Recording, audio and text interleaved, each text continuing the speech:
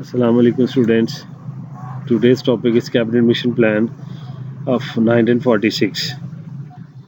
As you know that after Pakistan Revolution and the election of 1945, uh, British now realized that the Indians are no more now compromising on anything else except than the independence. But even then they tried their level best. फिर उन्होंने एक और कोशिश की, एक mission भेजा जिसको capital mission कहते हैं। लेबर गवर्नमेंट जो थी उसने इस मिशन में sir Patrick Lawrence, Stafford Cripps और एवी अलेक्जेंडर को भेजा। So deliberated with the governors, members of the executive council, and then the Indian political leaders on different proposals. Maulana Azad, as the president of the Congress, stressed to establish a federal government, and Jinnah repeated the two-nation theory as the universal reality. Again, वो इनसे बात करना चाह रहे थे Indian leadership से। उधर मौलाना अबुल कलाम आज़ाद थे जो कांग्रेस के प्रेसिडेंट थे, वो तो यूनिटी चाहते थे, फेडरल गवर्नमेंट चाहते थे, हिंदुस्तान को तकसीम नहीं करवाना चाहते थे, जबकि कायदे आज़म टू नेशन थ्योरी की बात करते थे और डिवीजन की बात करते थे। On April 1946, all newly elected Muslim members pledged in the Delhi Convention to shatter the Hindu dream of United India.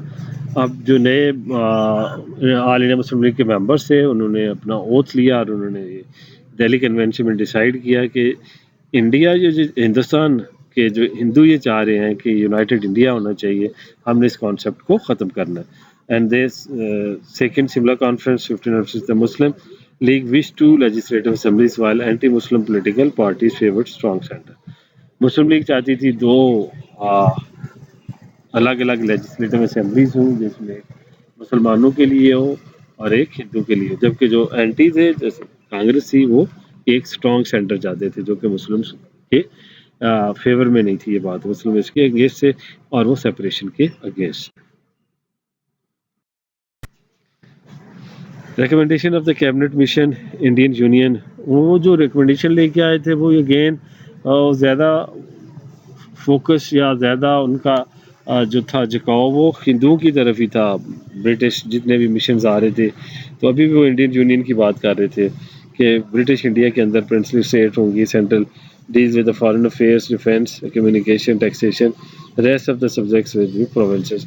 Centre के पास डिफेंस होगा, फॉरेन अफेयर्स होंगे और कम्युनिकेशन होगी, ये ब्रिटिश अपने पास रखेंगे, बाकी सारे अफेयर्स जो हैं वो प्रोविंसेस चलाएंगे अपने अपने अकॉर्डिंग, अपनी कंडीशंस के मुताबिक। Provinces will be divided into 3 groups, और फिर तीन सूबों को भी 3 ग्रुप्स में डिवाइड कर देंगे। हिंदू मेजॉरिटी प्रोविंसेस जैसे कि यूपी, सीपी, मद्रास, बम्बे, बिहार, उड़ीसा, ये यूपी और सीपी मतलब उत्तर प्रदेश और सेंट्रल पंजाब है। Then Muslim majority provinces in Punjab, NWFP, Balochistan and Sindh, ये एक अलग से होगा, बंगाल एंड असम। अब बंगाल और असम में भी मुस्लिम अक्सरियत में थे, इधर बलूचिस्तान, NWFP और सिंध में भी, पंजाब में मुस्लिम अक्सरियत में थे, तो 3 ग्रुप्स बना दिए उन्होंने प्रोविंसेस के। इससे मुस्लिम्स को बेनिफिट हो रहा था ग्रुपिंग स्कीम के अंदर। The independence of the provincial groups. So each group could decide that what to be managed jointly and what would be managed by provinces themselves. They could decide if the group desired to frame a constitution. ये था कि इस group के अंदर जितने provinces अगर वो चाहें तो इकट्ठे अपने लिए कोई कॉन्स्टिट्यूशन बना सकते हैं या वो अलग-अलग बना सकते हैं। और after 10 years province by vote of legislature could ask for the review of relationship. और हर 10 साल बाद इलेक्शंस में पूछ सकते हैं कि क्या हमने इस ग्रुप में रहना है या हम अलग अलग हो सकते हैं। तो ये प्रोविजंस दी गई थी इस कैबिनेट प्लान के अंदर।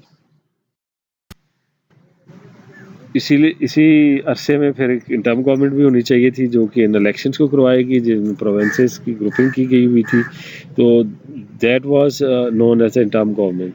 Plan further invigilate that the interim government shall be framed at the centre till formation of the constitution. Centre में एक आर्जी हुकूमत होगी, इंटर्म गवर्नमेंट कहते हैं आर्जी हुकूमत को, and it's implementation in the government all important portfolios including the ministry of defence shall be held by the Indians. तो सारी की सारे पोर्टफोलियोज जो हैं ये भी कॉन्स्टिट्यूशन के अंदर इंडियंस को दे दिए जाएंगे। इवन जो शुरू दिन से डिफेंस की बात कर रहे थे ब्रिटिश अपने पास रखने की, वो भी इंडियंस को दे देंगे। लेकिन इस सारा कुछ करने से पहले एक आर्जी गवर्नमेंट बनेगी, इंटर्म गवर्नमेंट बनेगी जो इन अफेयर्स को देखेगी। مسلم لیگ ریئیکشن. مسلم لیگ کا ریئیکشن کیا تھا اس ساری سجیشنز کے اندر؟ دا مسلم league reiterated its demand for Pakistan and it accepted the plan for two reasons.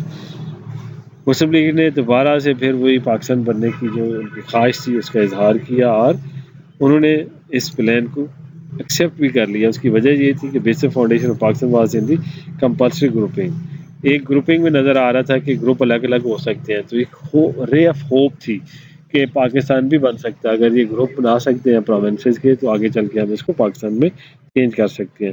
The right was for the review, اور یہ بھی کہا گیا تھا کہ ہر 10 سال بعد آپ اس کو ریویو کر سکتے ہو, آپ اس گروپ میں رہنا چاہتے ہو یا آپ اس میں سے نکلنا چاہتے ہو. تو یہ ریزن تھی مسلم لیگ کی اس کو کیبنٹ مشن کو ایکسیپٹ کرنے کا. But Congress reaction was a bit different. The Congress was critical of grouping and tried to ask for the review of constitutional relationship. It agreed to contest elections for the Central Assembly but declined to be bound by the proposal of the cabinet plan. Congress کو obviously اعتراض ہونا تھا کہ grouping اگر provinces کی ہو جاتی ہے تو آگے چل کے یہ سپریشن آف انڈیا ہو سکتی ہے, ڈویژن آف انڈیا ہو سکتی ہے, الگ سے پروونسز کو پاکستان کا نام دیا جا سکتا ہے. That's why they were not satisfied with the consensual stand for the Congress was that they were free to make any change in the proposal. Congress یہ کہہ رہی تھی کہ ہم اس ساری پروپوزل میں اپنے مرضی کے مطابق چینجز کر سکتے ہیں. Definitely Muslim League was alarmed by the Congress intentions. تو ان انٹینشنز کو دیکھ کے مسلم لیگ کو ڈیفینیٹلی تحفظات تھے, تو اس لیے کانگریس کا ریئیکشن ڈفرینٹ تھا مسلم لیگ کے ریئیکشن سے.